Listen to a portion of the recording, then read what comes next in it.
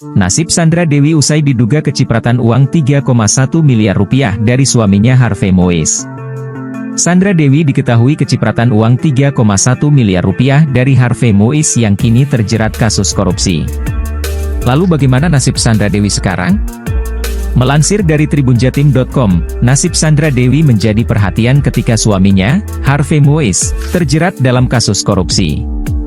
Sebelumnya, tas mewah milik Sandra Dewi disita sebagai bagian dari kasus yang melibatkan Harvey Moise, yang menyebabkan kerugian negara hingga 300 triliun rupiah.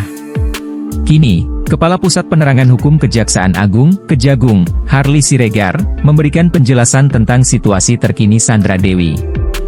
Harley Siregar menyatakan bahwa Jaksa Penuntut Umum, JPU, masih melakukan pemeriksaan terhadap Harvey Moise.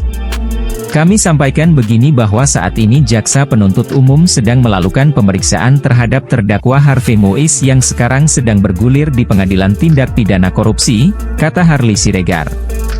Mengenai keterlibatan Sandra Dewi dalam kasus Harvey Moise, Harley menjelaskan bahwa saat ini artis tersebut masih berstatus sebagai saksi. Sandra Dewi sendiri sudah dimintai keterangan terkait kasus yang menjerat suaminya. Bahwa keterkaitan antara Sandra Dewi dengan Harvey Moise sebenarnya Sandra Dewi ini sebagai saksi. Saksi yang di tingkat penyidikan sudah dimintai keterangan, jelas Harley. Harley berharap agar Sandra Dewi nantinya juga bersaksi di persidangan Harvey Moise. Dalam hal ini, Sandra Dewi harus memberikan penjelasan mengenai apa yang dilakukan oleh Harvey Moise hingga terseret dalam kasus tersebut. Diharapkan nanti di tingkat persidangan ini juga yang bersangkutan akan bersaksi terkait dengan apa yang dilakukan Harvey Moise, ujarnya.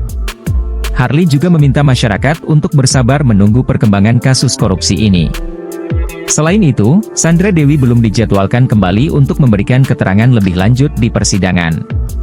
Nah, kita lihat saja nanti bagaimana perkembangannya karena ini sedang bergulir. Kalau tidak salah yang bersangkutan juga belum dijadwal untuk diperiksa atau dimintai keterangan di depan persidangan, terangnya.